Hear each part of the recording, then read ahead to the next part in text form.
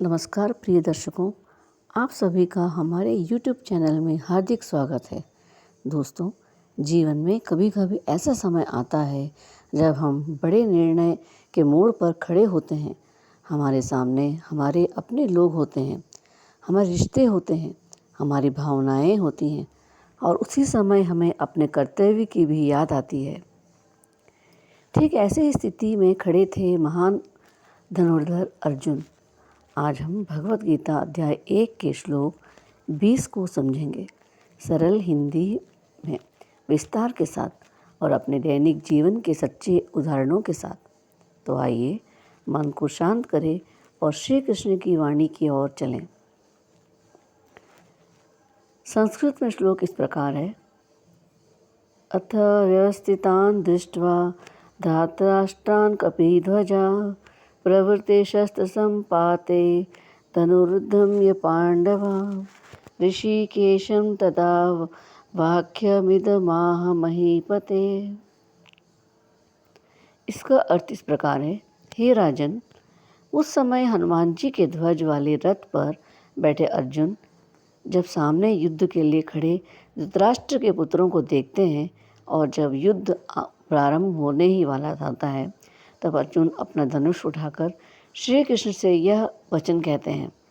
यानी यह श्लोक उस क्षण को दर्शाता है जब अर्जुन का मन भीतर से हिलने लगता है और वह श्री कृष्ण से संवाद शुरू करता है।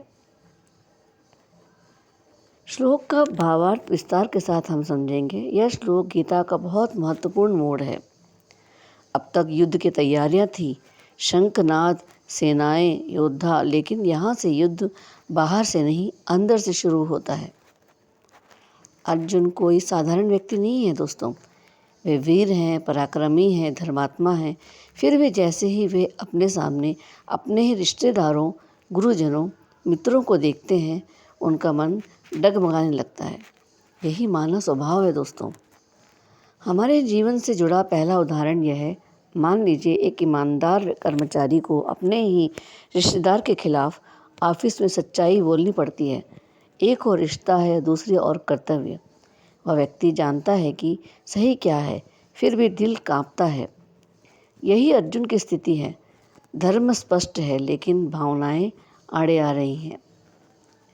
कपिध्वज शब्द का विशेष अर्थ है दोस्तों। यहाँ इस श्लोक में अर्जुन को कपिध्वज कहा गया है, अर्थात जिनके रथ पर हनुमान जी का ध्वज है। इसका संकेत यह है कि अर्जुन के साथ शक्ति, भक्ति और साहस मौजूद है, फिर भी वे मानसिक संघर्ष से गुजर रहे हैं। ये हमें सिखाता है कि मजबूत लोग भी भावनात्मक दृढ़ से गुजरते हैं। जीवन का दूसरा उदाहरण इस प्रकार है दोस्तों। एक माँ को अपने बेटे को सख्ती से समझाना पड़ता है, कभी कभी डांटना भी पड़ता है। माँ का दिल टूटता है, लेकिन वह जानती है यह बेटे के भविष्य के लिए सही है। यही स्थिति अर्जुन की है। धर्म निभाना है, पर मन नहीं मान रहा। यह श्लोक हमें क्या सिखाता है?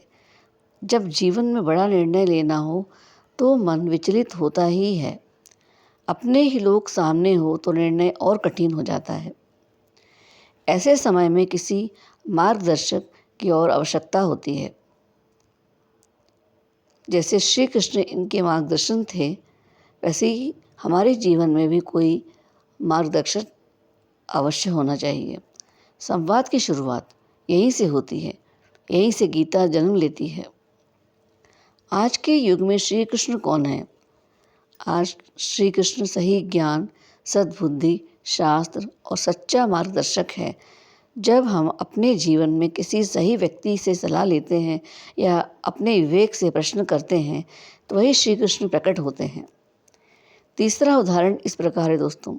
एक विद्यार्थी जो परीक्षा में नकल कर सकता है और सामने माता पिता का चेहरा याद आता है, मन कहता है एक बार कर ले, विवेक कहता है नहीं, यह गलत है। यही अर्जुन का संघर्ष है। श्लोक का दृढ़ संदेश, समस्या होना गलत नहीं है, डर आना भी गलत नहीं है, लेकिन धर्म से मुंह मोड़ना गलत है। और इसी डर को दूर करने के लिए गीता का उपदेश आरंभ होता है। प्रिय दर्शकों, आज हमने जाना कि भगवद गीता अध्याय 1 का श्लोक 20 केवल युद्ध का दृश्य नहीं, यह हमारे जीवन का आईना है। जब भी आप किसी निर्णय ले उलझे, जब दिल और दिमाग अलग अलग बोले, तो समझिए आप अर्जुन की अवस्था में हैं और समाधान वहीं मिलेगा जहाँ अर्जुन को मिला, श्री कृष्ण की शरण में। यदि आपको यह वीडियो अच्छा लगा हो तो लाइक, शेयर और सब्सक्राइब जरूर करें। कमेंट में लिखें जय श्री कृष्णा। अगले वीडियो में हम अगले श्लोक के साथ फिर मिलेंगे। तब तक के लिए धर्म के मार्ग पर चलिए और श्री कृष्ण को हृदय में बसाइए। जय श्री कृष्ण, जय श्री कृष्ण, जय श्री कृष्ण दोस्तों।